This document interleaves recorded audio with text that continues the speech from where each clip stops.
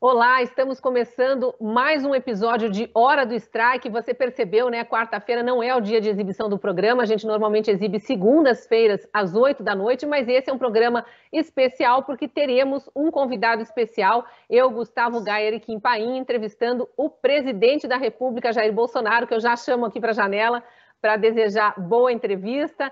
Obrigada pela participação, presidente, abrir espaço na agenda para o programa Hora do Strike. Já dou também o boa noite aqui para o Kim Paim, Gustavo Gayer.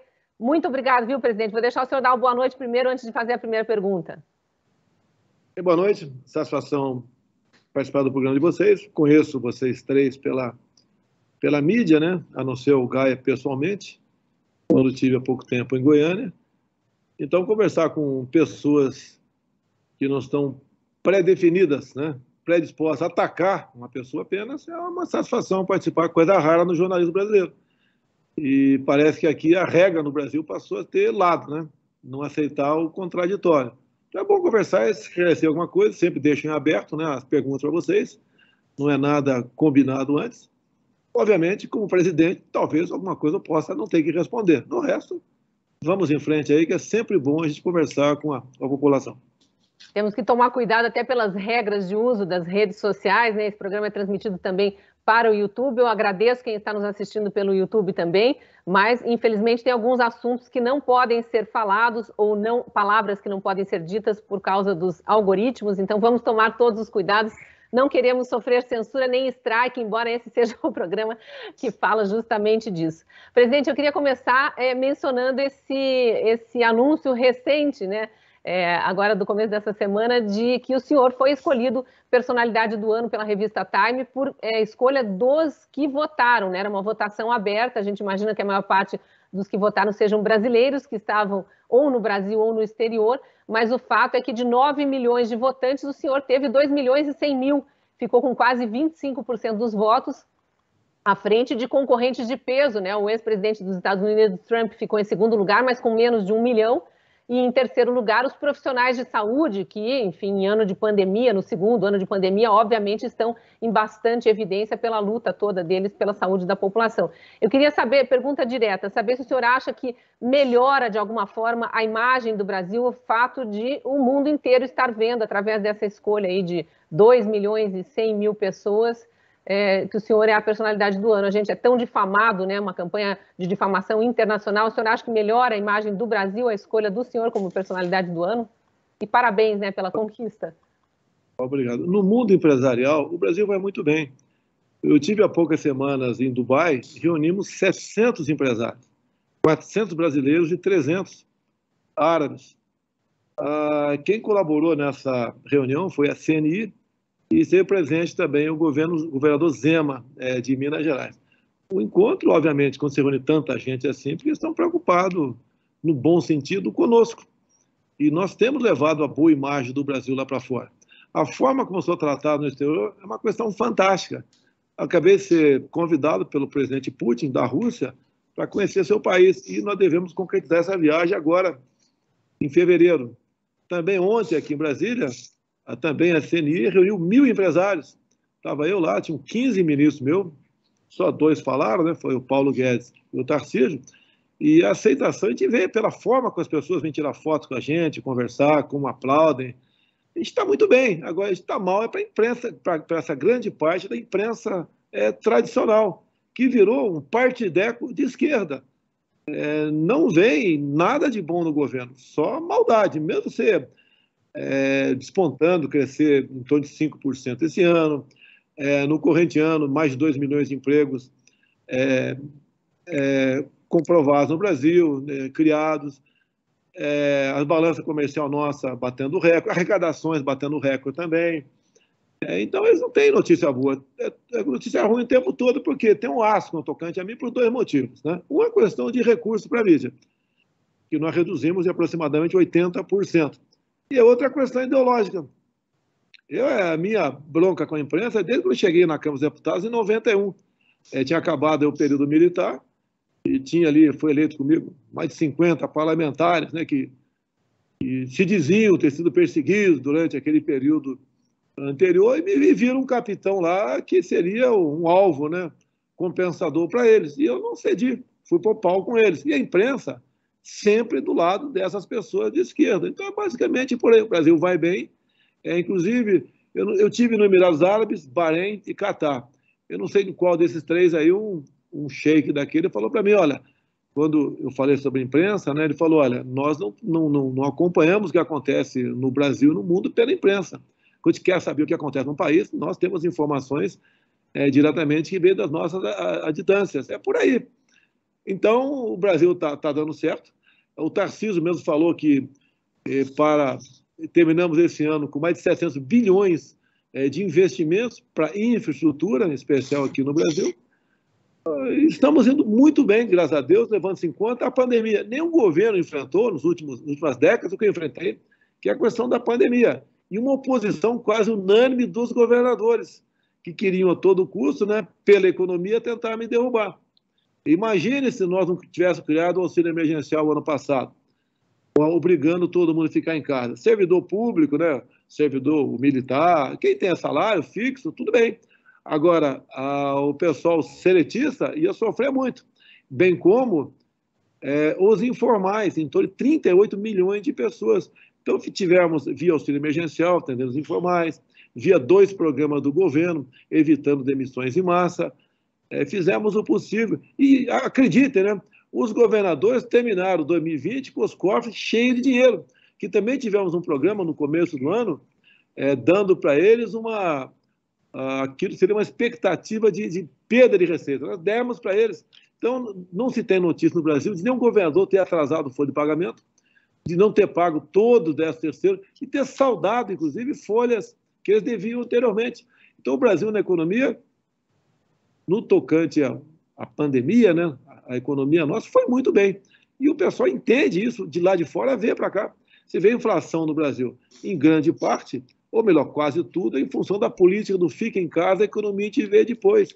Então, apesar tivemos aqui escassez de alguns alimentos, né, uma procura maior do que a oferta, não houve desabastecimento, mas isso influenciou diretamente na inflação. E apesar desses problemas todos no Brasil, eu entendo, graças a mídias sociais e algum órgão de imprensa, outro, que transmite a verdade, a gente continua com uma popularidade muito grande. E essa questão aí da revista Time é uma eleição popular, o mundo todo votou, e eu não fiz campanha nas minhas mídias sociais para votar em mim. E aí tem um detalhe, né? Não é que eu tive X% dos votos. Para cada uma dos nomes que apareciam ali, tu votava sim ou não, né? E foi o único ali que teve mais sim do que não. Então, foi um voto que não era para você escolher entre aqueles 100 quais você tinha mais simpatizante. Sim, 1 a 1, quem você achou que merecia o teu voto sim ou não. E nós tivemos bem mais, né, que o segundo colocado, que foi o Trump, nessa eleição. Para mim, logicamente, é bom. Agora, pelo que tudo indica, o prêmio não vai para mim, né? Porque agora é a revista que vai escolher o nome vencedor. Presidente, queria fazer um gancho aqui nessa questão da imagem do governo. Eu vejo que o governo fez grandes avanços do legislativo, lei de liberdade econômica, marco legal do saneamento, reduziu a burocracia, digitalizou vários serviços para facilitar o dia a dia do cidadão. O senhor não acha que faltou um certo empenho do governo na hora de divulgar esses avanços, assim, ser mais incisivo, para mostrar para a população todos esses avanços regulatórios? Olha, obviamente, quando você fala isso, é a grande imprensa, né? A grande imprensa só dá boa notícia se você pagar. Se você contratar ali, né? Botar, por exemplo, o Banco do Brasil para anunciar naquela empresa, a Caixa Econômica, a Petrobras, o dinheiro que nós temos aqui também da propaganda oficial do governo. Fora isso, você não consegue divulgar isso. Mas tem um efeito retardado nisso. O que é o efeito retardado? O povo não fica sabendo 1 ou 2 ou poucas semanas depois, às vezes meses depois. E quando ele procura aquele serviço, ele viu que ele foi beneficiado com aquilo. Como, por exemplo, de férias no Guarujá, andando de moto, eu entrei numa pizzaria. E ali o cara me levou lá para a cozinha, ali na região dos fornos, né? E falou que só estava funcionando dado a nossa lei da liberdade econômica. Essa lei trata, entre outras coisas, a questão de alvará. No passado, você pediu alvará na prefeitura E levava meses e anos para conseguir esse alvará. E hoje em dia não, você dá entrada, se em 30 dias a prefeitura não se manifestar, você já pode abrir o teu negócio. Então tem um efeito retardado nisso tudo. Você quer ver uma coisa? A questão da internet. Eu lembro de umas idas minhas na região de São Gabriel da Cachoeira, conversei em locais distintos, né, com tucanos e também com os Yanomamis. E eles ali pediram internet para a gente. Tá? Então, o que acontece? Quando você começa a levar a internet para esse povo mais distante, que eles cada vez estão mais próximos de nós, né? Eles vão se inteirando do que acontece, mesmo com retardo. Eles têm, não é? Eles não vivem na aldeia de forma isolada, vão à cidade também. Eles vão se inteirando daquilo que a gente está fazendo, dos benefícios que a gente está levando para eles.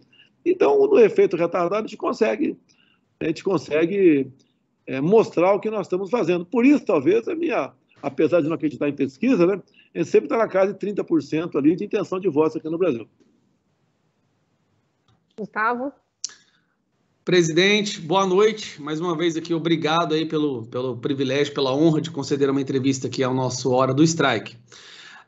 Voltando um pouco à pergunta da Cris, né, em relação a essa enquete, né, da pesquisa, não, da enquete do Pessoa do Ano, que acontece todos os anos numa revista de grande circulação, não só nos Estados Unidos, mas no mundo inteiro.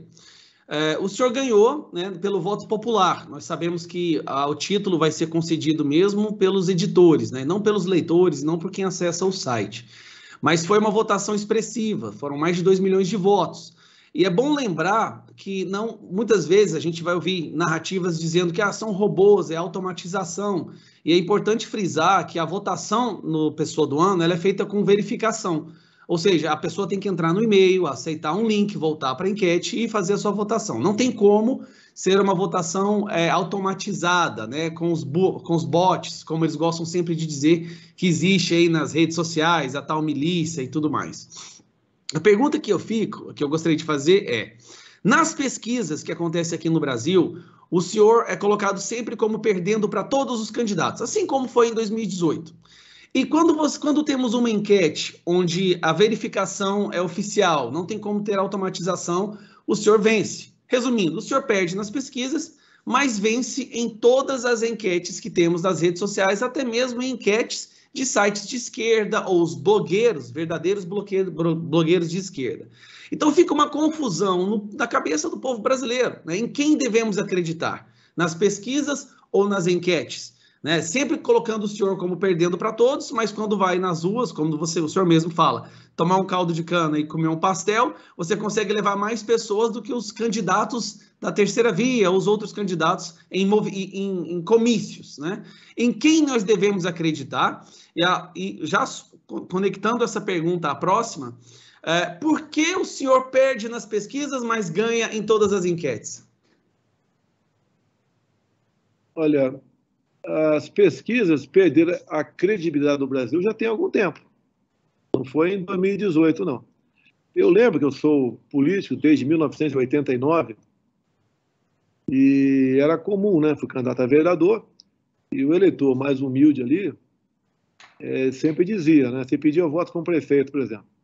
Não vou votar nele porque ele não ganha, vou votar em quem ganha. Então, isso vem lá de antigamente. Apesar do político nem saber que aquele cara é eleitor dele ou não, o eleitor quer dizer que eu votei em quem ganhou, sem conhecer a vida pregressa dele, as suas possíveis propostas são confiáveis ou não. Isso vem lá de trás. Você quer ver, uma vez no Jornal de Bairro aqui no Rio de Janeiro, estava no Sulacap, um jornalzinho de bairro que circula semanalmente, você vai lá no horóscopo, por exemplo, número da sorte, 1120. É o meu número. Então, os candidatos compravam essa pequena parte do jornal, quando entra no horóscopo, para divulgar o número dele como sendo o número da sorte. Seu número da sorte da semana é esse. Tá? Então, isso se comprava sempre aqui no Brasil. É assim que funcionava a política de antigamente. E vem o rescaldo disso aí. O eleitor ainda, eu acho, cada vez, talvez 10% aí vote em quem vai ganhar, né? Talvez. E isso tem diminuído aí a cada eleições, vem por aí. Agora, nas outras pesquisas que você faz, o pessoal que tem telefone faz a pesquisa, ali é um negócio mais sincero e espontâneo. É o pessoal já bastante esclarecido. se bem que não é bastante ou pouco esclarecido, porque o pessoal mais humilde também já tem telefone, cada vez mais ele interage mais com a política. Agora, está na cara que as pesquisas são fraudadas. Qualquer lugar que eu desça, eu estive lá em Missão Velha, no Ceará, a gente olha de cima, vamos parar o helicóptero ali. É tudo vilarejo, né? Pequenas cidades ou bairros bastante pobres. O povo gosta da gente. E não é porque está vendo o presidente. A gente vê pela forma de conversar conosco. E o que eu transmito para eles, o que eu vejo, né? Espero que esteja certo, é segurança, é confiança, é a verdade acima de tudo, é mostrar por que a gasolina está cara, por que teve o aumento da inflação, as dificuldades que vivemos. Então, acho que em função disso, tendo sempre a verdade acima de tudo, é que faz a gente estar bem aqui. Agora, eu não estou preocupado com obsessão pela reeleição. Se eu vier candidato, lógico que eu me preparo para tudo, né? Não vou deixar de me empenhar, mas não vai ser o fim do mundo. Espero que não seja, né? Porque, de acordo com quem vier para o meu lugar, pode ser o fim do Brasil. Presidente, eu queria falar um pouco de pandemia, mas focando na questão do passaporte sanitário que avança pelo mundo e também pelo Brasil. Ontem o Ministério da Saúde anunciou que não vai exigir o comprovante de vacinação de estrangeiros que chegam ao Brasil. Vai seguir como vinha fazendo, exigindo o teste negativo para a Covid, com algumas regras ali. Quem vier sem vacinação vai ter que ficar 5 dias em quarentena e repetir o teste para depois poder sair às ruas. O senhor pretende baixar alguma medida por parte do governo federal para tentar regularizar essa questão para os brasileiros, já que cada estado está tomando uma iniciativa diferente, alguns já com bastante rigor sobre a população? Outro dia me perguntaram sobre o carnaval. Eu falei, não vou opinar. Quem decide são os governadores e prefeitos. Né? Porque se eu tomo uma decisão, eu posso ser contraditado depois, né? E quem decide, na verdade, na ponta da linha, é o respectivo prefeito. Tudo bem. Nessa decisão dessa portaria publicada por nós, acho que foi ontem, né? Eu participei no final dessa reunião. E ali o Supremo Tribunal Federal estava ameaçando, via ministro Barroso, né? Se a gente não exigisse aí o passaporte vacinal, ele exigir uma canetada só. Aí colocamos ali o PCR com uma quarentena, tá? E eu acho que satisfez. Da minha parte, eu não tomei vacina e não vou tomar vacina. É um direito meu, tá? E assim como é direito de qualquer pessoa, caso não queira tomar a vacina. Até porque os efeitos colaterais, efeitos adversos, são enormes. Ontem mesmo, estava aqui bastante triste, né? Tem vários médicos que tomam café comigo aqui todo dia, pelo menos um toma café comigo. Ele estava com uma irmã próxima de 40 anos de idade, em estado grave no hospital. E ele falou que foi, sim, em função da vacina. Você pode ver, eu tenho um ministro, vamos falar o nome dele aqui, que está passando mal também. E a informação que nós temos, é um ministro, né? São 23 ministros, que também está numa situação bastante complicada, ele passando mal, desde quando tomou, há poucas semanas, a terceira dose da vacina. Não é apenas a internet que você vê lá, uma senhora, né, um senhor, falando que perdeu um filho, teve trombose, teve problemas com o coração, amputou parte de membros. Tá? A gente está vendo agora do meu lado aqui. E o que eu digo? É a liberdade. Eu nunca falei que você deveria ou não deveria tomar vacina. Eu sempre disse que ela é opcional. Você decide. Inclusive, eu exigi agora de uma autoridade do meu ministério aqui, quando falava em vacinar criança, né? Falei, eu quero a comprovação científica.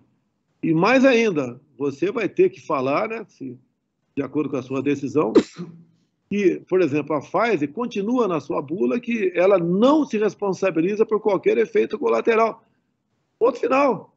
Agora, se o cara quer tomar vacina mesmo assim, estamos disponibilizando para ninguém me chamar de anti-vacina, eu sou um negacionista, sou terraplanista. Todo mundo quer tomar, tome a oportunidade. Agora, o que aconteceu com a população brasileira? A grande mídia botou aí um terror na cabeça das pessoas. Tinha muita gente aqui que estava me criticando na questão da vacina, porque não chegava. Queriam que eu tivesse comprado vacina no ano passado. No ano passado não tinha vacina para vender. E no corrente ano também não tinha, a não ser as prestações, como nós fizemos. Nós somos um dos países que mais vacina no mundo, né? Não só em quantidade, bem como levando-se em conta proporcionalmente. Fizemos a nossa parte. Agora, a decisão de tomar vacina na ponta da linha é de cada pessoa. Tá? A minha esposa, por exemplo, estava nos Estados Unidos, ela resolveu tomar vacina. Eu conversei com ela, ela tinha já contraído o vírus, uma coisa que é uma verdade, quem contrai o vírus está mais imunizado, tem mais anticorpos quem tomou a vacina, mas mesmo assim, apesar de estar comigo todo dia, conversar comigo todo dia, resolveu tomar a vacina. Passou mal por uma semana. Tá? Parece que está sem problema agora, parece. Né? Mas é uma realidade que eu tenho mais visto aqui. Eu tive a semana com médicos, né? Tive, por coincidência, com 2 médicas em momentos distintos. Uma havia tomado a primeira dose e falou que não vai tomar a segunda. Outra tinha tomado 2 doses e falou que não vai tomar a dose de reforço. Mas tem gente dizendo que vai tomar. Esse ministro meu tomou a 3ª dose. Eu não influencio na vida de ninguém. É uma questão tão íntima, tão pessoal isso aí, que tem que ver com a vida da pessoa. Então ela tem que ter a capacidade de decidir se vai tomar ou não essa vacina. Se ele confia ou não. Confia, toma. Não confia, não toma. Agora, não podemos admitir, por parte de quem quer que seja, né, essas obrigatoriedades. É triste a gente ver o que está acontecendo no Brasil. Eu não tenho autoridade, por exemplo, para revogar um decreto do Eduardo Paes, do Rio de Janeiro, que está fazendo barbaridade agora com a exigência do passaporte vacinal, tá? Porque a decisão é do Supremo Tribunal Federal. Em falando em Supremo, nós colocamos o segundo lá dentro. Né? Quem for eleito ou reeleito o ano que vem, 23, logo no início, eu vou botar mais 2. Aí vamos supor que eu venha candidato e me reeleja. Eu vou ter 4 no Supremo que tem uma forma de pensar muito semelhante à minha. A gente muda o Brasil. A gente muda o Brasil. Alguns querem rapidez em certas decisões. Não dá certo isso. Porque os problemas que viriam não apenas internos, teríamos problemas externos também. E a renovação vai acontecendo. Peço paciência, né? Agora, se alguma medida for tomada por forma drástica por parte de alguma dessas autoridades, a gente vê o que a gente faz por lá de cá.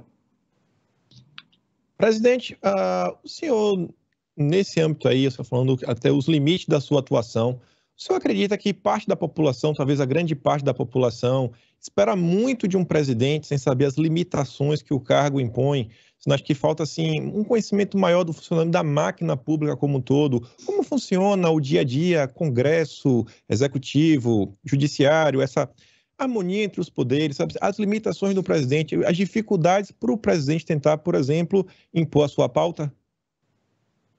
Você teve o exemplo do 7 de setembro, o que pediram para mim. Está autorizado. Está autorizado a fazer o quê?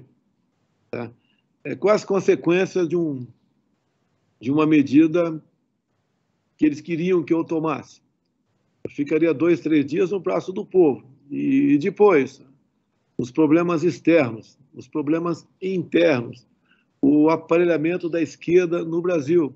Eu até disse, né, para alguns, olha, o que aconteceu em 67, quando explodiu a luta armada no Brasil, poderia ser quase nada perto do que poderia acontecer no Brasil. Há uma luta de poder enorme no Brasil.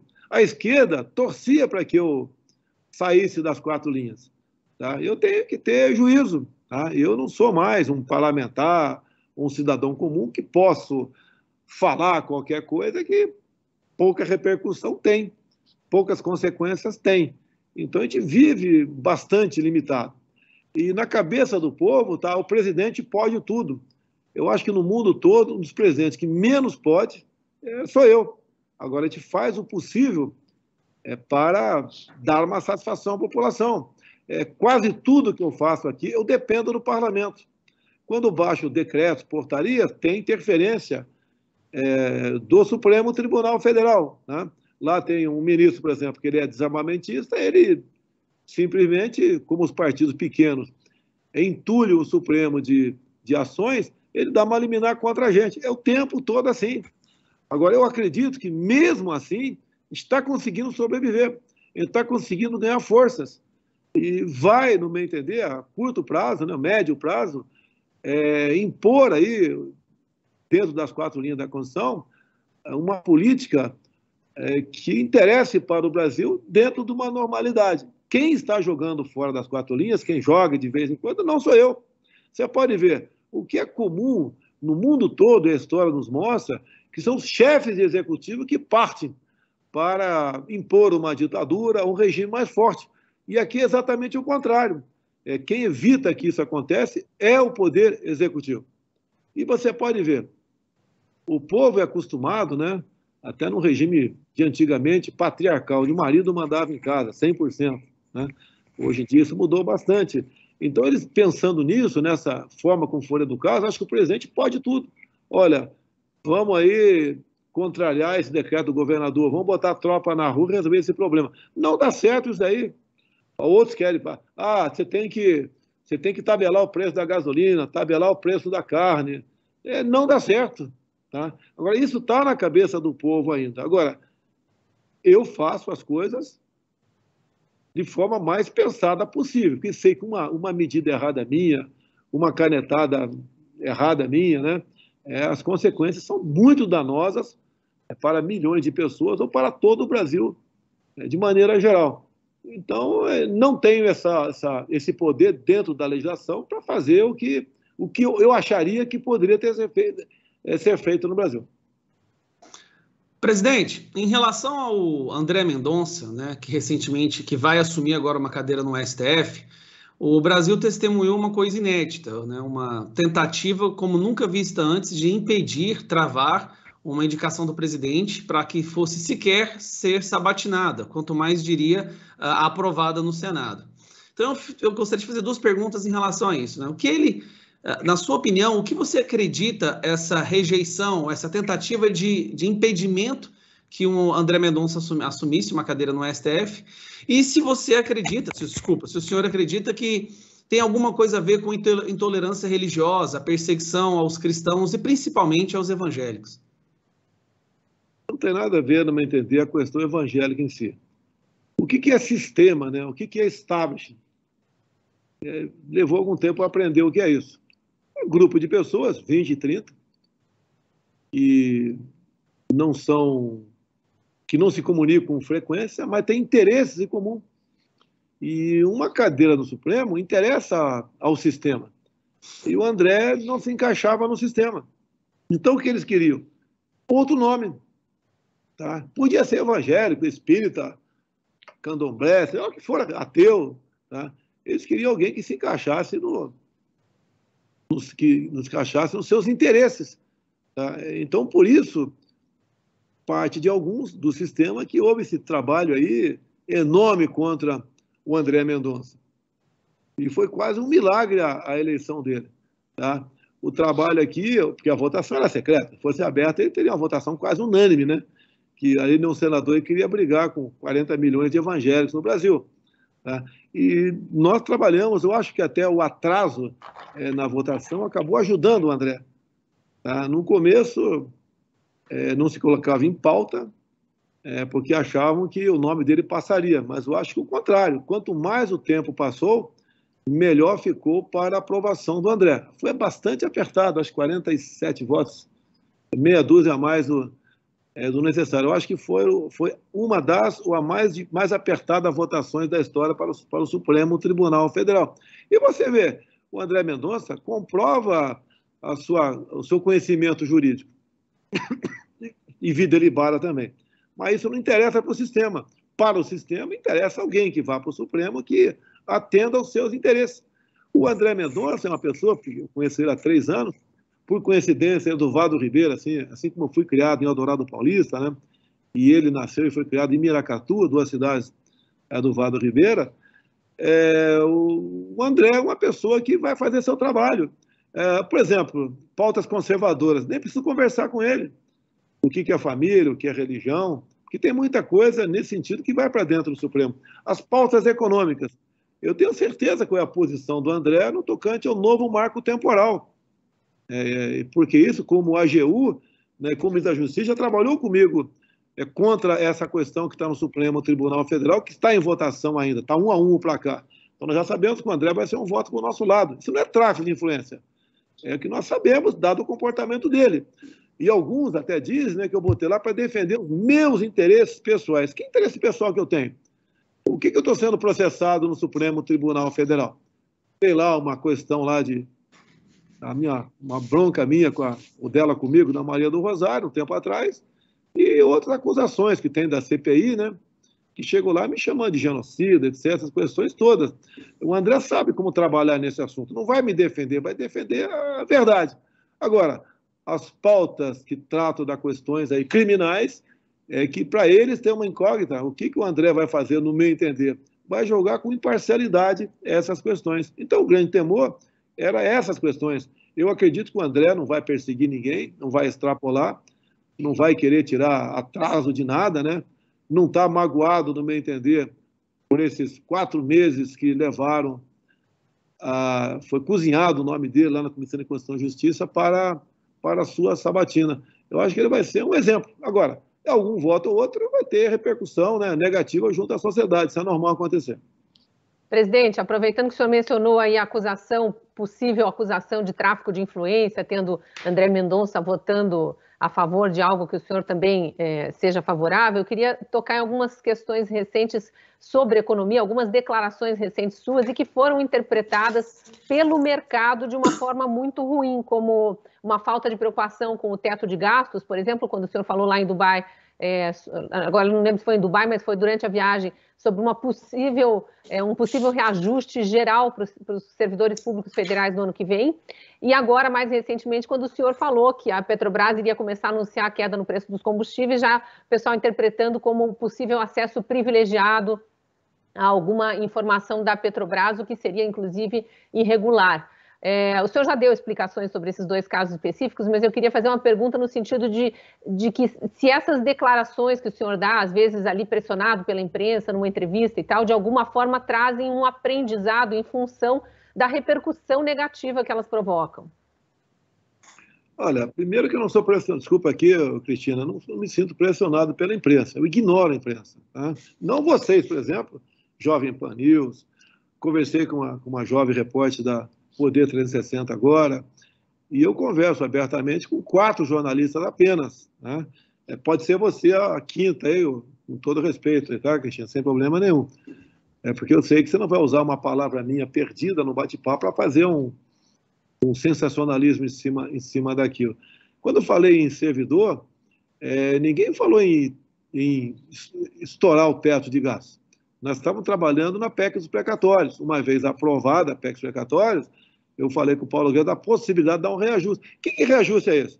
Eu já vi lá o governador do Rio de Janeiro anunciou 10% para os servidores.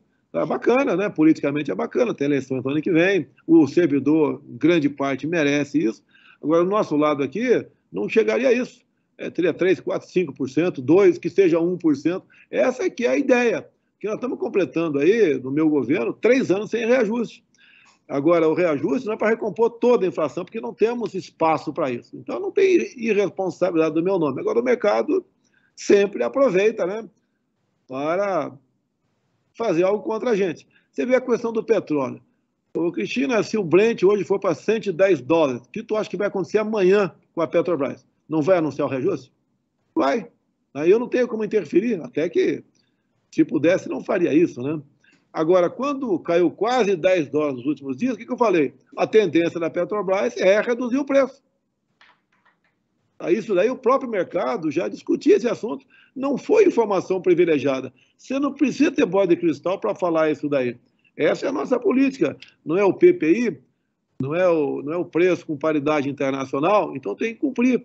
E o que eu falei mais? Né? Em havendo redução, espero que haja, né? Porque é natural que haja, caiu quase $10 o Brent, o preço do barril do petróleo lá fora. Eu peço para todo mundo, vou pedir na minha live quinta-feira agora, que tire uma fotografia lá do painel da bomba de combustível, para saber se nos próximos dias o que nós reduzimos aqui, né, na Petrobras, vai refletir lá na bomba, no ponto final. Quer saber? Não vai refletir.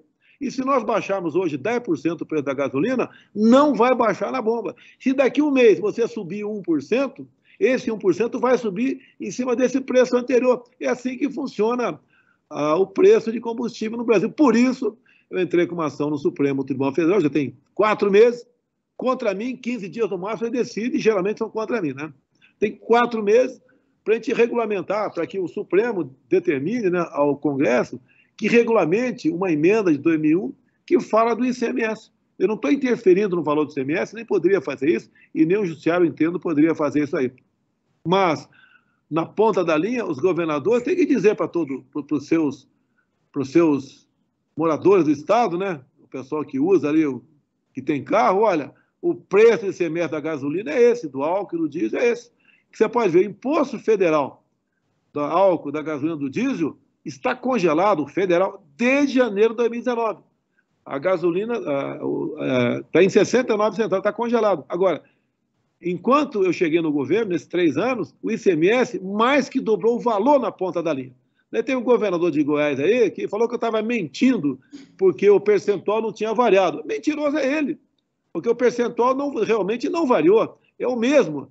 E além de ele cobrar em cima do preço final da bomba, ele é também bitributado. O que é bitributado? Como é no final da bomba, já está ali incluso o valor do PIS/COFINS, que é o imposto federal. Ele cobra ICMS em cima do imposto federal, cobra em cima do cobrado do frete, dos tanqueiros, cobra em cima da margem de lucro do posto de combustível e também em cima do próprio ICMS. Isso é um crime que acontece no Brasil todo, não é apenas Goiás, é no Brasil todo. O que eu fiz, por exemplo, tocante ao gás de cozinha? Em março, foi março, abril desse ano, eu zerei o imposto federal do gás de cozinha. E ele sai da Petrobras, os 13 quilos, custando R$50. Por que chega a 130 no final da linha? Porque tem o engarrafamento, tem o transporte, tem a margem de lucro do vendedor e tem o ICMS do Estado. Governadores falam tanto em ajudar os mais pobres, por que eles não zeram o imposto, o ICMS do gás de cozinha nos seus respectivos estados? Por que não faz isso? Agora, o que acontece com os governadores? Como não há um bom esclarecimento para a população paga cara a gasolina, me responsabiliza e os governadores enchem aí os seus cofres com dinheiro que vem do ICMS. Quer ver a média do ICMS no Brasil é 30% a gasolina. Então está quase 7%, então é no mínimo R$2 por litro de gasolina que você dá para o seu governador cada vez que você abastece o tanque do seu carro. Vamos criticar? Vamos. Mereço críticas? Não sou uma pessoa que não deva ser criticada. Agora, critique com razão. Quem realmente é o grande colaborador para que o preço do combustível seja hoje na casa dos R$7? São os governadores. O presidente continua nesse mesmo âmbito da economia, creio que inclusive toca em todos esses âmbitos, do judiciário, o Congresso como um todo. O governo, ele veio com um projeto, assim, acompanhei de perto, que foi o Marco Legal do Saneamento. Ele apresenta isso, foi uma novela até terminar. Depois de aprovado no Senado, o senhor ainda chegou a vetar alguns artigos, inclusive isso gerou uma certa tensãozinha, algumas intrigas. Alguns senadores comentaram muito na época, o Tasso Gereissati, ele ficou insatisfeito. E era um artigo que basicamente iria inviabilizar o Marco Legal do Saneamento, porque iria permitir que as empresas estatais renovassem por mais 30 anos. A gente viu recentemente também que a esquerda tentou judicializar no Supremo, mas o Supremo não acatou por 7-3, o marco segue. E eu queria saber o seguinte, é um projeto que vai contemplar a área de infraestrutura, meio ambiente, saúde pública, até o turismo também. Quando a população vai começar a ver os primeiros impactos do Marco Saneamento, isso em termos tanto de obra quanto qualidade de vida, e se o senhor acha que esse projeto foi uma das leis mais importantes no sentido de reformas estruturais para o país? Paim, olha só, Paim, por que há uma reação por parte do poder público local para privatizar esse serviço? Você pega o que eu conheço um pouco, melhor, SEDAI do Rio de Janeiro, foi privatizado. Mas ali, a SEDAI, geralmente, o governador, pegava um grupo de meia dúzia de deputados estaduais e falava, a SEDAI é de vocês. Em consequência, o voto de vocês é meu dentro da Assembleia Legislativa. E assim é feito com sempre foi feito com várias estatais. E a questão do saneamento básico também. Se você for na SEDAI, agora acabou, mas se fosse há poucos meses atrás, salários altíssimos, no caso, R$30 mil. E são dezenas, centenas de cargos nesse sentido. Então, olha só como era usado aqui uma empresa estatal para que um governador conseguisse ter apoio no respectivo parlamento. E as estatais, de maneira geral, é assim no Brasil, no Brasil todo. Eu, lá atrás, eu era estatizante, eu mudei com o tempo. Entendi que a privatização é o melhor caminho, que atende a todos nós de forma democrática e verdadeira. Agora, as consequências disso já começam a vir, aos poucos nós começamos a vir, onde realmente há interesse da iniciativa privada agora em expandir a sua rede, em cobrar dos usuários, e daí o próprio usuário pode cobrar também.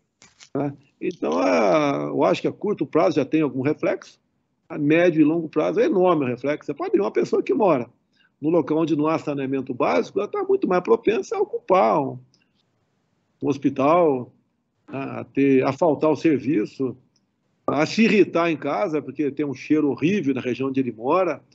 Em consequência, o seu humor em casa piora, o piorando tem problemas familiares, problema de uma não produtividade local de trabalho. As consequências são enormes. O pessoal fala muito em Amazônia, meio ambiente. E aqui, para nós, aqui o Rio Tietê, lá em São Paulo. Tá? E esses lixões a céu aberto. Eu não tenho o valor aqui, mas em torno de 20% dos lixões no Brasil já deixaram de existir. Então, isso muitas vezes não aparece, tá? Mas é uma das melhores, como você diz, uma das melhores políticas adotadas pelo governo até o momento. Presidente, voltando um pouco aqui a um assunto recorrente, o que o senhor fala muito durante suas entrevistas e conversas com seus apoiadores, é a liberdade de expressão. Nessa entrevista de hoje, em mais de um momento, você mencionou que nós temos do nosso lado as redes sociais e também o outro lado não aceita o contraditório. A minha pergunta vai no sentido, o que o governo tem feito justamente para garantir as nossas liberdades, principalmente a liberdade de expressão, visto que nos últimos anos ela tem sido constantemente atacada, né? Eu sei que o governo editou uma medida provisória da liberdade de expressão que proibiria as plataformas de redes sociais de retirar conteúdo dos usuários que não fosse por medida judicial. E a gente está vendo também uma perseguição constante para jornalistas, blogueiros, como eles gostam de usar também, né? E pessoas comuns que emitem as suas opiniões nas redes sociais e estão sendo canceladas, proibidas, perseguidas, até mesmo respondendo a inquéritos. O que o governo vem fazendo em relação justamente para garantir e proteger, nesse momento que precisa de proteção, da nossa liberdade de expressão? Olha, até aquela medida provisória, vou ler com atenção ela, basicamente a gente copiava o dispositivo da própria Constituição. O problema nosso não é a legislação, é por parte de alguns do judiciário, tá? Que resolveu simplesmente ignorar para tudo e a todos, e ele ser a Constituição, ele ser a lei. Tá? O que a gente faz aqui no Brasil? Um trabalho de convencimento. Cada vez mais o povo vai entendendo como funcionam as coisas do Brasil e qual o papel dele. O de bom que acontece nisso tudo é um aperfeiçoamento, né? Um entendimento de para onde estávamos indo e para onde já estaríamos se o Haddad estivesse no meu lugar. A gente não vai sucumbir, porque tudo tem um limite. Eu lamento a prisão do jornalista, Trovão está preso ainda, Roberto já está preso ainda, isso é uma violência sem tamanho praticada por um ministro do Supremo Tribunal Federal, que agora abriu mais um inquérito contra mim em função de uma live que eu fiz há poucos meses. O abuso, que eu disse, ele está no quintal de casa. Será que ele vai entrar? Tá? Será que ele vai ter coragem de entrar? Não é um desafio para ele. Quem está avançando é ele, não sou eu. Agora, isso interessa a todo mundo no Brasil. Quer ver uma das coisas que me conforta, e é bom o povo tomar conhecimento, aqueles que me criticam, né, falam, eu apoiava esse cara, não apoio mais. É direito teu, cara. Não se esqueça de uma coisa, né? Se no meu lugar tivesse o Haddad, eu tinha acabado o Brasil. Na Argentina foi semelhante. Eu tive várias vezes conversando com então o presidente Macri, e a linha adotada por ele, né, ele se elegeu numa situação um pouco parecida com a minha, mas não conseguiu mudar o destino da Argentina na velocidade que o povo queria. Daí esse mesmo povo começou a tirar pedra nele. O que aconteceu nas eleições? Veio a esquerda, veio a turma do Foro de São Paulo, veio a Cristina Kirchner, né, que do mesmo time do Evo Morales, do Maduro, do falecido Chávez, do ex-presidente da Bolívia ali, o Evo Morales, essa turma toda, a turma do Lula, a turma do Dilma.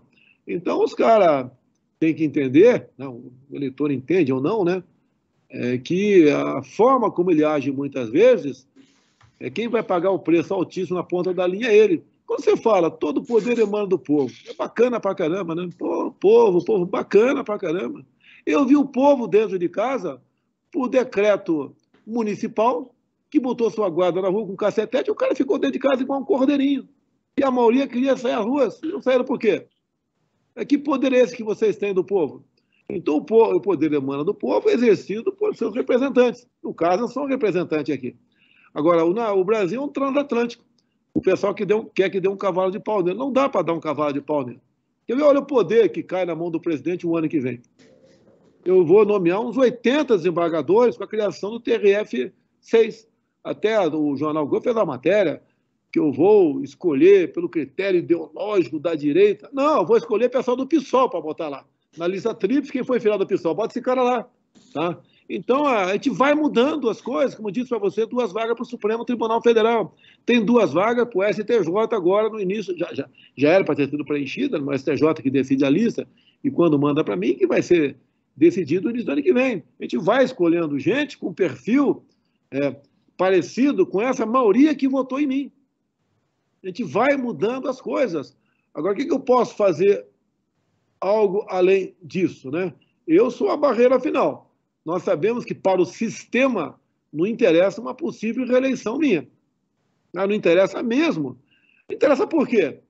Se você pegar estatais, para 2015 e 2020, lá atrás dava prejuízo, agora dá lucro.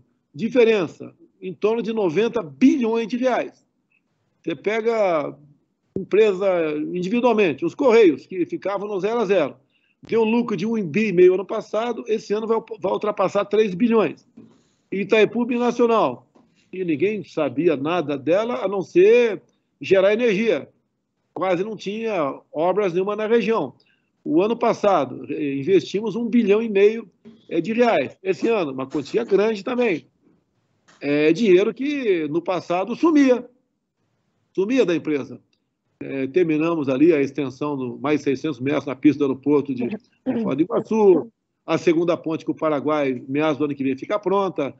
Eu estarei nos próximos, ainda esse ano, lá numa cidade chamada Peralta, no Paraguai, junto com o Marito, assinando ordem de serviço para a segunda ponte com o Paraguai, dinheiro da Itaipu Binacional. Essa ponte vai servir para a bioceânica. Nós vamos ter uma saída para o Pacífico aqui, via rodoviária, né? Via terrestre.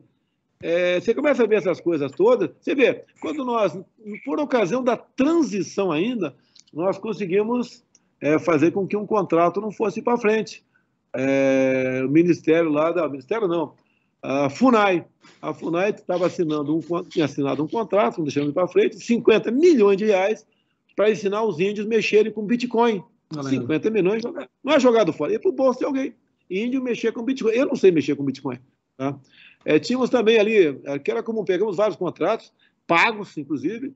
Por exemplo, é simples. Você pedia para a empresa de consultoria te informar, real, que eu estou te falando, se uma cidade tal da França, se você poderia botar um escritório da Embratur lá ou não, para promover o Brasil. Essa pesquisa, né, essa consulta, preço, 5 milhões de reais. E acima, pancada de contratos. Quando você acaba com isso no governo, olha a quantidade de pessoas que ficam com ódio de você.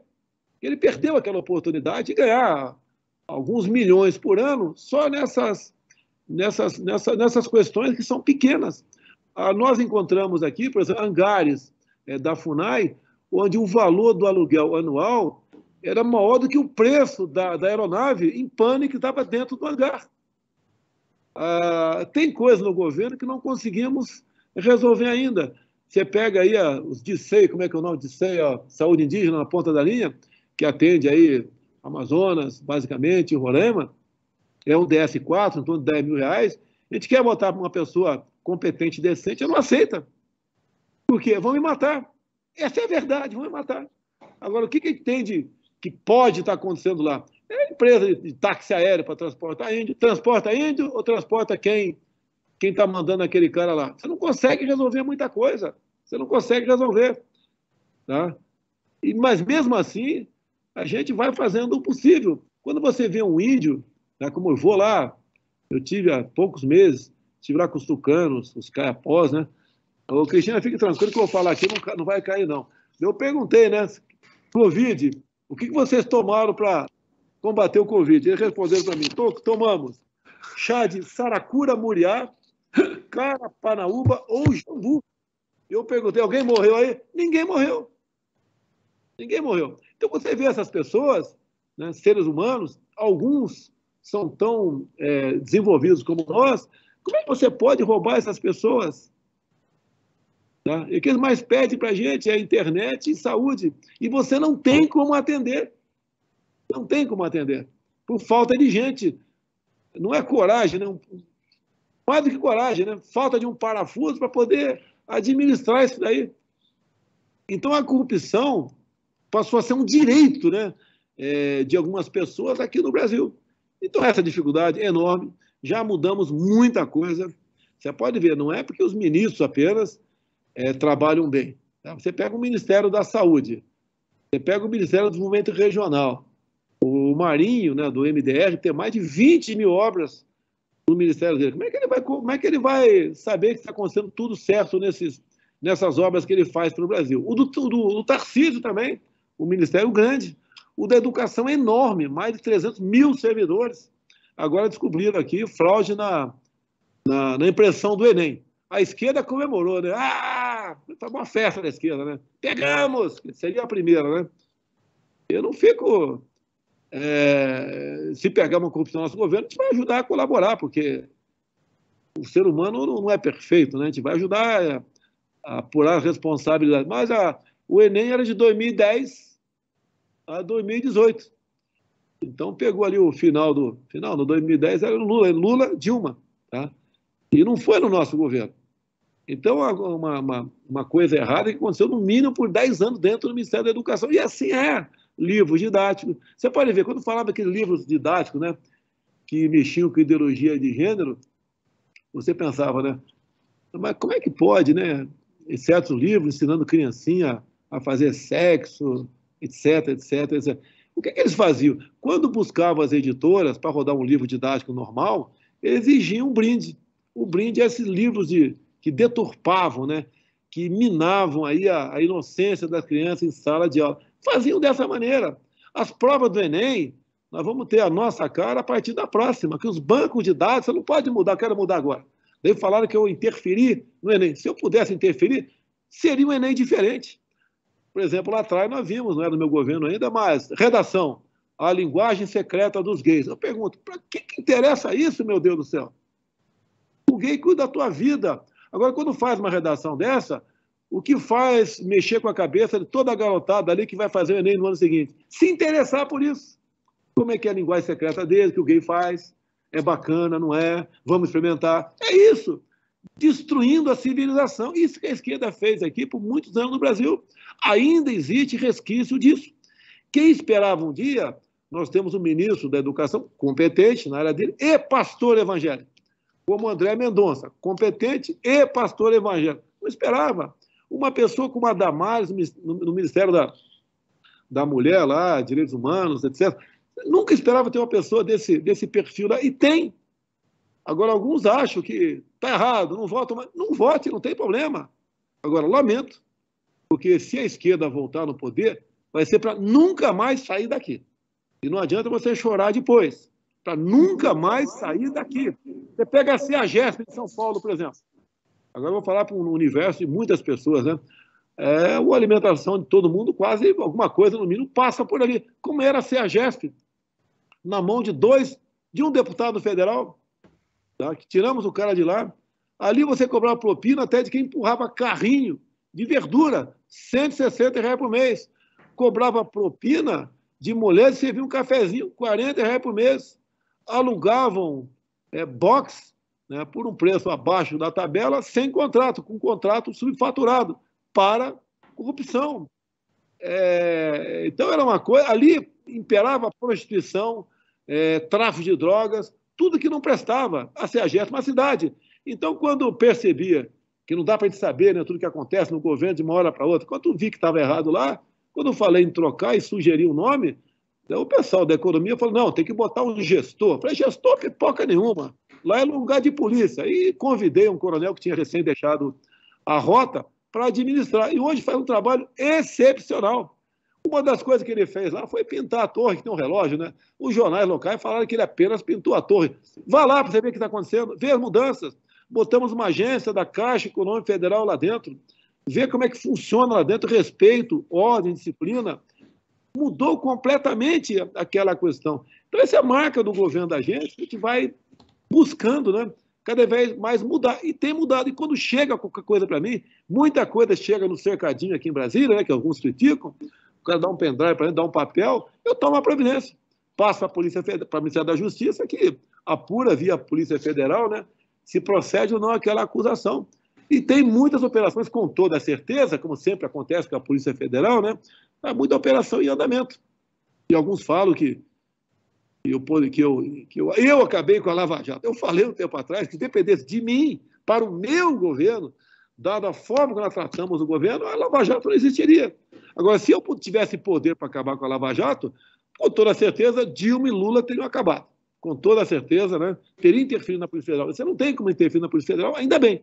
E a PF vem fazendo o seu trabalho pelo Brasil. Agora, não é fácil, realmente, a situação de chefe de Estado, onde a população quer, né, solução imediata para os seus problemas.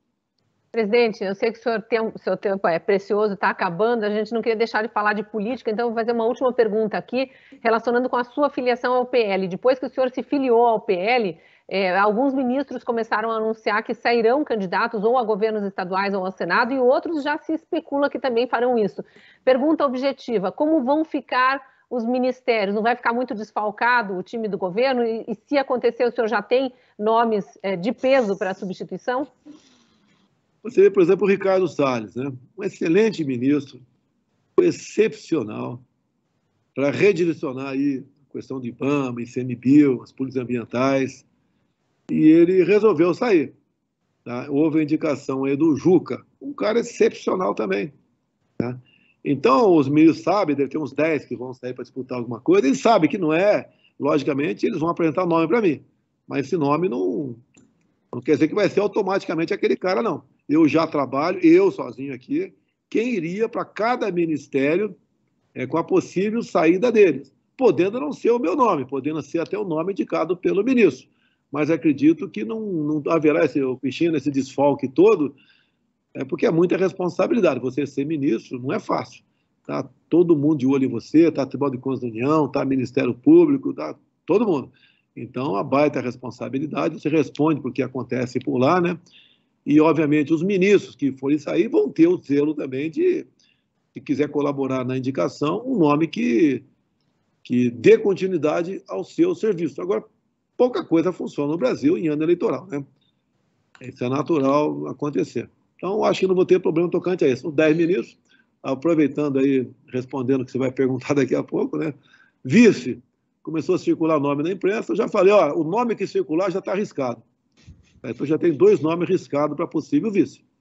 Já alguns ministros, talvez, né, ou gente da assessoria deles, quer se cacifar para dizer que ele é o bam, e já está cortado. E eu falei, olha, o ideal, né, você pensar em votos, né, além da competência, obviamente, né, um nordestino ou mineiro. Ontem, acho que foi a Jovem Pan News, até eu liguei para lá, né, e falei, olha, aquela reprimenda, porque esse é o nome de possível vice, que é o Fábio Faria ou Ciro Nogueira. Eu falei, não existe nada acertado, já estou conversando com um possível vice aí, tá certo? Porque não posso ser um casamento de última hora, né? E esse nome fará bem para mim, para o governo, para o Brasil, tem que ser um nome respeitado, não é só porque é nordestino, só porque é mineiro, só porque é paulista, só porque é gaúcho, não. Tem que ter algo mais. O ideal é que somasse também por aí. Agora, a gente não está pensando em ter uma chapa para ganhar a eleição. Para ganhar a eleição e depois não poder governar. Isso é horrível, isso é péssimo, né? Tem um vice que te atrapalha, isso é horrível. Então, um vice que nós estamos trabalhando aí, pode ser um general de quarteira também, pode ser. E vai acontecer em março, talvez, aí um pouco depois a gente anuncia o nome dele, e um nome que agregue e que dê respeitabilidade à nossa chapa. Presidente, muito obrigado por nos conceder essa hora extra aqui no Hora do Strike. Nossa audiência agradece, a Gazeta do Povo tem uma audiência, um público eminentemente conservador também, que segue muito o corpo técnico desse governo. Então, vou deixar o senhor se despedir dessa audiência aqui e também do público que não é assinante da Gazeta do Povo, mas está nos acompanhando nessa transmissão. Obrigado a vocês pela oportunidade. Aqueles que estão nos ouvindo que votaram em mim, da personalidade do ano. logicamente fica feliz com isso daí. E um recado para vocês. Estamos com problemas? Sim, mas temos que saber qual a origem dos problemas, né? Nunca aí nós tivemos conhecimento de uma crise tão grande como tivemos no ano passado, com a pandemia, com as consequências, né, além das mortes, que a gente lamenta, consequências na economia. Vejam, né, vocês aí que estão acima de 25, 30 anos de idade, que viveram aí os governos do PT, Lula, Dilma, o que acontecia naquela época, o que está acontecendo no nosso governo, né, e o que seria do Brasil se o Haddad tivesse ganho as eleições. Tá certo? Isso nós temos que pensar.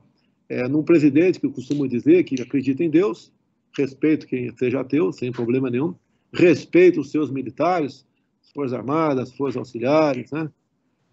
Que deve lealdade ao seu povo e que jurou da sua vida pela pátria. Pode ter certeza que ninguém vai roubar a nossa liberdade. Estão ameaçando há algum tempo? Mais que ameaçando. Estão caminhando nessa direção. Mas tudo tem um limite. Eu jogo dentro das 4 linhas e quem for jogar fora das 4 linhas não vai ter o beneplácito da lei. Se quiser jogar fora das 4 linhas, eu jogo também. Não pretendo fazer isso, isso não é uma ameaça para ninguém, mas que cada uma dessas pessoas façam um juízo da sua consciência do que está fazendo. É inadmissível desmonetização por parte lá de um ministro do Tribunal Superior Eleitoral. É inadmissível o que acontece por parte de um ministro do Supremo Tribunal Federal, isso é inadmissível. Nós estamos aí cada vez mais nos preparando para buscar o ponto de inflexão nisso, que não chegou ainda. Eu espero que essas pessoas não avancem mais, leiam a Constituição, entendam realmente qual é o sentimento da população, em especial daquele último movimento, né, de 7 de setembro, foram às ruas pedindo o quê? Liberdade, pelo amor de Deus. E vem uma outra pessoa, uma outra autoridade falar que isso é ato antidemocrático. Isso me faz lembrar que a velha política de esquerda, né? Qual país era democrático? Qual das Alemanhas era democrático? Qual das Coreias era democrático? Né? Geralmente o país ditatorial, ele bota uma palavra lá, democrático, para exatamente dizer que ele é democrático, o outro lado não. Olhe, por exemplo, a Comissão da Verdade. Alguém acreditou na Comissão da Verdade do PT? Tá certo? Que aconteceu no passado. Fica difícil você lutar contra a verdade. Os caras botam o nome Comissão da Verdade. Fica difícil você lutar. Até eu falei naquela época, tinha muita coisa a falar sobre isso. Por que não começa a Comissão da Verdade apurando o caso Celso Daniel, Toninho do PT, entre tantos outros no Brasil? Então eles buscam palavras bonitas, como agora você vê, né? Eu vejo um candidato aí sem dedo, falando que teve preso injustamente, para não dar cabeçada na parede, pensava em Deus, na família. Tá de sacanagem, né? Se eu pudesse contar para vocês o que eu ouço aqui das viagens dos 7 dedos aqui no avião que ele fazia, em especial que lá tem um quarto, tem uma cama de casal, né? Para o presidente usar. Eu só usei uma vez, que eu estava passando muito mal, porque eu dou exemplo. Está sempre comigo o João Heleno, eu falei, quando tiver um mais velho comigo no avião, eu não vou para o quarto de jeito nenhum. Agora, o que acontecia naquele quarto, o que acontecia aqui no Alvorada, quando se fala em viagens internacionais, eu não tenho prova disso, são palavras de pessoas que estão há muito tempo trabalhando no governo, né? Estão aqui, militares em grande parte. Tinha, por exemplo, uma senhora, não falo o nome dela, que era presidente, que quando viajava, ela chegava no hotel, a diária 30 mil, não quero, ia para uma diária de 50, e pagava as 2 diárias. E ninguém, às vezes, e muitas vezes tinha viagem que ela marcava, você tem que fazer reserva com antecedência, e ninguém perguntava para ela se a viagem estava confirmada, tinha um medo, e alugava o hotel. E muitas vezes, nesse hotel, tá, ela não ia, se pagava a conta. Mais ainda, se fazia acompanhada de uma cabeleireira, quase 30, 40 mil para a cabeleireira, quase do lado do prédio dela. Assim que funcionava. Aqui onde eu estou no Palácio do Alvorada, aqui o que eu faço muitas vezes? Sempre fiz. No quartel eu já fazia isso. Eu estou sozinho em casa, eu vou comer na cozinha com o pessoal. Não tem que servir comida lá em cima. E como o quê? O que tiver na hora. Aqui era comum ter 3, 4, 5 pratos diferentes. O que ela pedisse tinha que estar pronto em 30 minutos. Tinha que estar já pré-cozido tudo aquilo lá. Era uma coisa inacreditável. A piscina aqui, por exemplo, quando eu cheguei, tinha um aquecimento elétrico. Imagina uma piscina olímpica com aquecimento elétrico. Não sei. Vou chutar 10, 15 mil que se gasta energia por ano. Desliguei esse negócio. Minha mulher não reclamou. Tá? O cartão corporativo tem 3. 2 cartões corporativos é para a despesa do palácio aqui. Aqui mais de 200 pessoas almoçam por dia. Tem comida para ema, para peixe, ração, etc. Tem gente que, mais 50 pessoas que trabalham aqui, que é muito grande para a manutenção disso. Viagem, tem comida, tem hospedagem, tem muitas vezes aí combustível da aeronave. Agora, o meu cartão que eu posso usar, que posso gastar até 24 mil por mês, e gastar sem prestar conta de nada, né? Ou não gastar, botar o dinheiro no bolso. Sabe quanto eu gastei desde janeiro de 2019 para cá? Zero. Eu, por exemplo, posso requerer aposentadoria pela Câmara, 30 mil por mês, desde janeiro de 2019. O que eu fiz? Não pedi a aposentadoria da Câmara. Para dar exemplo, posso pedir? Posso. Vivo aqui, com o meu salário de presidente, não estou reclamando. Quanto é que dá ali por mês, presidente? Meu? Em torno de 25 mil reais, ganho em torno de 25 mil reais. Meu salário de presidente, agora passo a poder acumular o de capitão do Exército, que é proporcional, dá em torno de 30 mil por mês. Não estou reclamando, não. Vivo muito bem com isso. Tá? Minha mulher não é de gastar também, cuida da vida dela. Tem tudo de graça aqui. Aqui tem quarto, aqui que eu não conheço ainda, aqui onde eu estou, aqui no Prado Alvorada. Aqui tem um subsolo, sala de jogos, televisão, etc., que raramente ocupo isso, não dá tempo para ser usufruído disso aqui. Em cima é a residência, onde eu estou aqui é o térreo, né? Estou na biblioteca. Tem aqui sala de reuniões, etc., coisas fantásticas aqui. Eu tenho tudo para poder trabalhar, todos os meios, além de um quadro de pessoas excepcionais, servidores civis e militares, né, das várias forças para trabalhar comigo. Então, isso tudo aqui é o mundo, é o governo. Agora, realmente, você não tem paz. Problema você tem 24 horas por dia.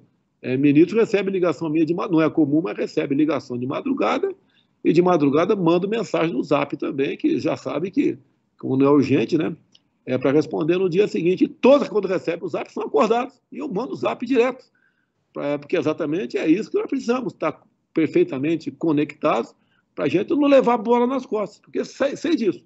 Um dia aparecer algo de corrupção no governo, vão querer me destruir, me comparar com Lula, né? Uma coisa impressionante, me comparar com Lula. Isso pode acontecer? Pode, né? Igual o Lula, não, porque a gente não vai dar cobertura para ninguém. Se pegar alguém, vai ser se tiver uma comprovação, vai ser afastado, vai ser averiguado, investigado. E se for o caso, ele vai pagar pelo seu possível crime. É o exemplo que nós estamos dando. Porque não adianta, eu falo para alguns, né? Sempre falei com o deputado federal, não adianta você ter uma sala do teu quarto cheia de nota de $100. Você não pode sair na rua porque a violência impera, tá? Você não pode ficar em paz se teu filho sai também, é questão de violência, questão de companhias, drogas, etc. E tem que mudar o Brasil. Você pega, por exemplo, posso continuar? Pode, presidente. Pode. Estou preocupada com a sua agenda, mas a agenda é sua. Ajuda aí. Imaginou uma área de 750 quilômetros quadrados? Eu acho que tem muito município em Goiás, o Gaia, que tem uma área maior do que isso. Tem. E lá não tem nada. Qual é a economia dos caras? Tá? Os caras é basicamente investimento em conhecimento. Tem lá a Pérola, tem lá um porto que recebe o minério do Brasil, que lá ele produz muita coisa. Basicamente é um centro comercial. Tá? E o Brasil? Olha o que nós temos. Agora, nosso commodities vai acabar um dia. Não adianta tu achar que a reserva de nióbio de Catalão, se bem que já entregaram, né, para os chineses, ela não vai acabar nunca. Tá? Estamos aqui, temos aí nióbio ali em Araxá, 30% não é nosso. Teria algo a falar sobre isso, mas seria estratégico, no caso, falar aqui agora. Nós temos que agregar valor que nós produzimos. Para onde vai o Brasil? Não adianta você estar bem e o Brasil estar mal. É que eu falo para alguns parlamentares aqui, mudou bastante a forma de agir em Brasília. Temos problemas? Ainda temos. Tá? Tem parlamentar que não sabe o limite dele, mas temos uma maioria que já sabe o seu limite. Que o Brasil estando bem, nós todos estaremos bem, e não o contrário. Então, isso tudo é uma briga diária. Você sofre ataques 24 horas por dia, na tua família, quem está no seu entorno, com ações as mais variadas possíveis.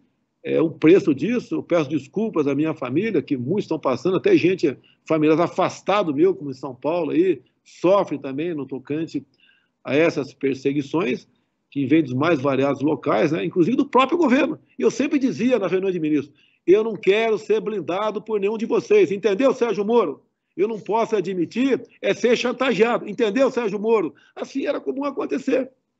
E esse cara não fez. absolutamente nada para que COAF, para que Receita não bisbilhotasse não só a minha vida, bem como de milhares de brasileiros. Isso nos atrapalha. Você pode investigar o filho do presidente? Pode. A mulher do presidente? Pode. Mas investiga legalmente, com uma acusação formal. Investiga. O próprio presidente, eu posso ser investigado, tá? Sem problema nenhum, mas não dessa forma como eles fazem. E certas pessoas pegaram o seu respectivo ministério, depois saíram do governo, obviamente, né, para se preparar politicamente para o futuro. Presidente, só uma pequena pergunta, já que o senhor tocou nesse ponto. Faz sentido, pai? Aqui é importante. Quando se fala, por exemplo, em apreensão de armas de fogo, fuzil, cocaína e maconha por parte da Polícia Federal e Rodoviária Federal. No período do Moro, né, teve uma apreensão de X, Y e Z. Quando saiu, tudo isso mais do que dobrou. Sim. Não se tinha operações quase em São Paulo. Por quê? Não vou entrar em detalhe aqui, nem vou te responder. Eu sei por quê. Assim funcionava. Então, alguns ministérios aqui em Brasília, que você só conheceu as pessoas depois que elas começaram a trabalhar lá, né? Ou a frequentar aquele ambiente. Bem, pai, com a palavra aí, por favor.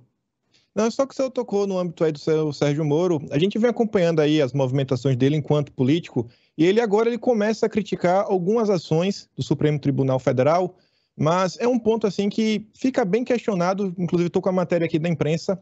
O Moro ele foi calado por muito tempo, com todas as questões que envolviam Lula, e quando o ministro Luiz Edson Fachin ele toma a decisão que tornou Lula elegível em março, o próprio Congresso em Foco noticiou na época que o Moro defende Fachin em primeira manifestação pública após anulação do STF. E o Deltan Dallagnol, inclusive saiu na UOL, com mais Fachins, Lava Jato teria chegado muito mais longe. Não parece um pouco estranho eles estarem calados? No primeiro momento, eles defenderam o Fachin e agora eles começam a criticar a soltura do Lula? Isso, na minha cabeça, não encaixa muito bem. É porque tem que ter um discurso, né? O Moro vai falar muito em combate à corrupção. Teve um bom trabalho dele lá atrás, ninguém nega isso aí. Mas depois parece que o pessoal ali começou a ter outra visão. Por exemplo, naquelas mensagens de zap vazada, eu tenho comigo parte aqui, nós conseguimos oficialmente, eu sou citado em mais de 100 oportunidades, em um dado momento, a troca de mensagens dos procuradores diz o seguinte, descobrimos quem vaza informações do COAF para a imprensa. Tá? Daí o cara pergunta embaixo quem, né? O outro ri, né? E lá embaixo o cara fala o nome do cara, era o presidente do COAF indicado o diretor da COAF indicado pelo Moro. Então os caras... teve um caso, me permite não falar o nome, vocês vão lembrar? Por favor, não fala o nome não, tá? De um deputado federal, ministro meu, que foi acusado de ter laranjas por ocasião das eleições. Por isso ela começou a apurar, essa matéria vazou, pancada no respectivo ministro. Eu chamei o Moro. Bom, Moro, já que está sendo divulgado pela imprensa, por que a Polícia Federal está investigando esse ministro, que foi candidato num estado aí? Porque uma pessoa ligada a ele recebeu um valor que, dividido pelo número de votos, dava um fator 50. Está legal. Eu já sabia, né? Eu puxei para olha aqui, ó. De outros partidos pelo Brasil, outros partidos especial de esquerda, o fator dá acima de 50. Por que você não está investigando? É só para queimar o governo?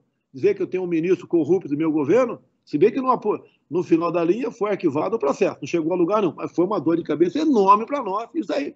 Ou seja, ações, né, eram direcionadas, eram selecionadas pelo ministro, investigações selecionadas. Então, isso daí, desde o começo, eu plotei. Eu queria mandar ele embora lá atrás, mas como ele tinha um prestígio muito grande, ficava difícil você justificar a demissão dele, né? Tanto é que na mídia social era comum, né? Moro no Supremo, Dallagnol na PGR, ou então não tem a retenção. Era um negócio terrível. Inclusive, quando vazou isso, eu já sabia dessa questão, já estava... Eu peguei o Moro pela mão, né?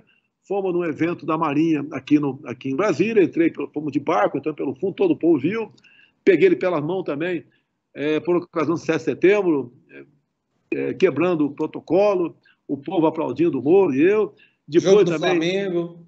Do Flamengo. Agora, não tem coração nenhum, zero, não tem gratidão nenhuma, zero. É o interesse seu, pessoal, e mais nada. além disso daí, tá certo? Então, isso foi somando, até que chegou um dia que ele viu que ia sair, né, e resolveu pedir demissão. Teve seu pronunciamento por volta das 11 da manhã, naquele dia 22 ou 24 de abril, se eu não me engano, falando aí um montão de coisa.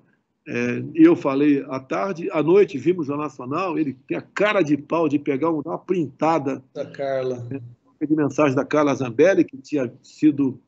ele foi padrinho de casamento dela. Eu não fui no casamento, eu estava em viagem. Cheguei a tempo, confesso, não vou mentir para você. Cheguei a tempo de ir, mas graças a Deus minha esposa já tinha ido, eu resolvi não ir atrás. Tá certo? Graças a Deus, tive justificativa no caminho, depois cheguei cansado. E teria fotografia com o príncipe, mas já sabia quem essa figura era, né? Aquele vazamento que não levou a lugar nenhum. Quando ele fala que a reunião reservada não é secreta, né? Reunião reservada. Você não vai fazer reunião secreta com 23 ministros, mais 10 assessores, quase 40 pessoas presentes. Não existe isso. Tá? Aquela fita ali, tinha 29 palavrões, é a minha maneira de comportar. Quem não gostar de mim, paciência, vota no educadinho bandido aí, né? Sem problema nenhum. Foi demonstrado com a fita que eu gostaria que não fosse divulgada, que eu não era obrigado a gravar aquela reunião. Eu gravava para quê? Eu gravava, pegava o chip, pegava os melhores momentos e divulgava. Teve uma questão apenas que eu pedi para o Supremo para não divulgar, isso é segredo de Estado, né? E o Supremo resolveu não divulgar aquele pedacinho apenas. Alguns me aconselharam na época a não entregar o chip, mas se eu não entregar, eu vou conviver com isso a vida toda. Estava a prova da TV da PF. Entrega logo esse negócio, pô. Não tem nada de esconder, pô. Tem palavrão que se exploda, pô, tá? 29 palavrões foram contados, né? Mas ali era uma coisa do coração, pô. Como é que eu tratava o pessoal? Eu me referi ao Moro várias vezes. Moro, tem que fazer alguma coisa. Estão algemando mulher em praça pública, caçando surfista, faz alguma coisa. Depois você vê o caráter do Moro. Quando ele fala que ele poderia, né, ser mais reativo contra portarias e decretos de armas. Pô, pelo amor de Deus. Né? Cristina, vamos supor, Cristina, tá? Supor que a gente namora. Nós dois somos solteiros, estamos namorando. Eu tenho um chulé terrível. E você aceita casar comigo. Você não pode, depois de casar, estar reclamando do meu chulé. O meu chulé, por exemplo, para o Moro, um dos chulés, era a questão de arma. Como é que ele aceitou ser ministro? Sabendo que eu sou uma pessoa pró-armas. Presidente, eu sei que estamos aqui no fim do dia, mas o senhor tem ainda compromisso, não quero esticar a sua agenda. Obrigado, valeu, um abraço. Agradeço também a você que esteve conosco até agora, especialmente aos assinantes da Gazeta do Povo, porque são os assinantes que permitem a produção de conteúdos como esse. Caso você ainda não seja nosso assinante, te convido a aproveitar a promoção que está no link na descrição do vídeo para vir tornar-se um membro da nossa comunidade e ajudar a patrocinar esse jornalismo único no Brasil. E trago de novo para a tela aqui Gustavo Gayer e Kim Paim, que participaram dessa entrevista, para agradecer também a vocês que estão sempre aqui na hora do strike e especialmente pelas perguntas hoje para ajudar aqui na entrevista ao presidente. Gustavo, boa noite. Bom, foi um privilégio, né? É uma honra poder entrevistar o presidente do nosso país e, como sempre, dando respostas diretas, sem rodeios, com muita franqueza. Então, foi um prazer. Espero que a gente possa fazer isso novamente no futuro. Um abraço para todo mundo. Tchau. Eu só posso reiterar tudo que o Gustavo falou, várias coisas interessantes. Eu sempre acabo me interessando muito pela questão política, eu que vim acompanhando os desdobramentos, já avisando 2022, o que o presidente fala sobre a questão do vice chama a minha atenção. Ele já dá alguns spoilers do que a gente pode esperar para 2022. Esse finalzinho também é interessante ver questões que envolvem Sérgio Moro, Lava Jato, a passagem pelo governo e fora todas as outras perguntas. Então, um prazer, muito obrigado a todos que estiveram até aqui e até o próximo programa. Próximo programa, na próxima segunda-feira, será o último do ano, o último dessa segunda temporada, e teremos a companhia da Bárbara, do canal Te Atualizei. Não perca, segunda-feira, 8 da noite. Até lá.